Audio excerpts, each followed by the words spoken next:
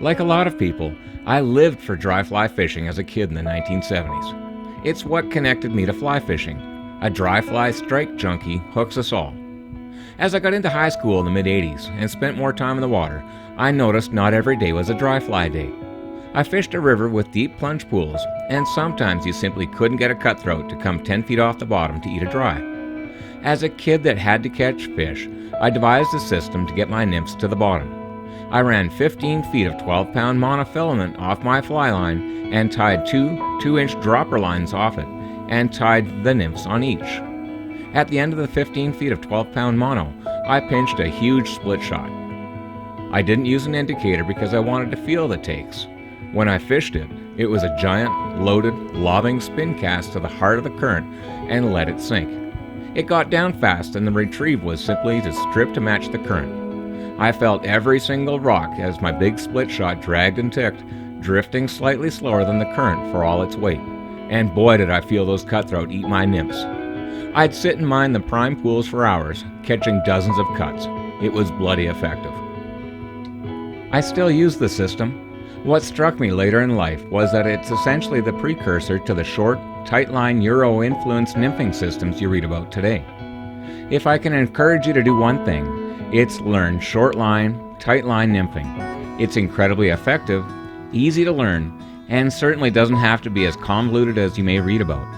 You can eventually get as technical as you'd like and teach me a bunch of things, but let's not lose sight that this is fishing. To catch fish, we have to feed the fish, and sometimes we have to get down fast and yet mimic the delicacy of small insects. A simple way to begin is to use fly line with a welded loop. Take 3 feet of 3x tippet and tie in a perfection loop.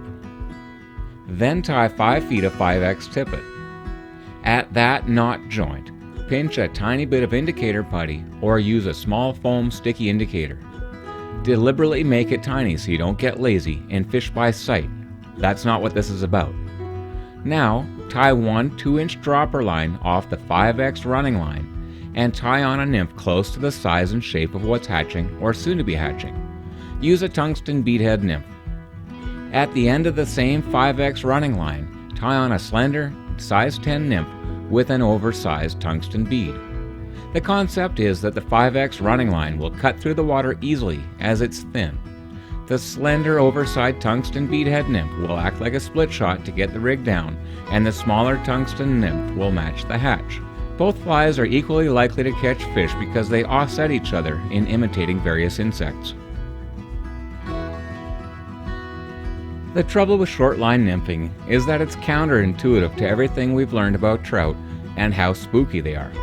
If you've ever wondered how close you can get to feeding trout in water with 5 feet of visibility, this should give you a clue.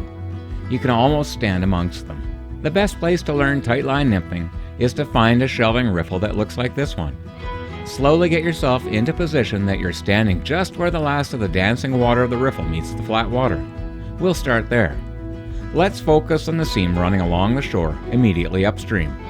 Your goal is to cast a 20 to 25 foot cast up that seam.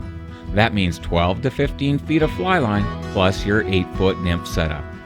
It's a good idea to stand with your hips 45 degrees open to the current to allow you to follow the drift without opening the rod too high because you'll have to open a hook set. Once you get the hang of it, it's simply a loaded roll cast with your presentation stroke laying out in a straight line to set your drift. Immediately after the cast lays out, strip in just enough fly line to tighten the line. Don't plan to strip any more line on the drift. From there, raise your rod tip 18 inches off the water surface. As the line drifts downstream, lift the rod to shoulder height and slightly swing it in front of you to then follow it to a rod length below you. The line will remain tight as it drifts. You'll likely feel rocks. Focus on feeling the line softly pulling or pausing and set the hook. Quite often there will be a smacking pop of a good take. If anything feels differently on the drift, set the hook. You'll be shocked at how many takes you can get out of one small pocket. Effectively fishing a shelving riffle like this one is simple. Focus on your cast length and stick to that distance. Begin on your side of the river, then work 2 feet out from your shore on each successive cast until you maximize your effectiveness laterally. Then take a step upstream and repeat the process. You'll work the entire breadth of available water while staying within your set distance control zone, then moving up, across, and across, all the way to the very shallows at the head. A shelf and trough like this one could easily take an hour to fish effectively, considerably longer at either end of the activity spectrum if the fish are moving or if they're sluggish. Chances are that you won't master this in one outing, and a lot of things simply won't make sense when you first step into the river. Focus on these foundational basics and repeat them for an hour. Chances are that it'll come together quickly. Don't focus on the catching, focus on the principles. Success is often dictated by trout activity, and the catching is a nice way to wrap up confirmation that you're starting to do things properly and can look into this whole short line, tight line nymphing thing a little more.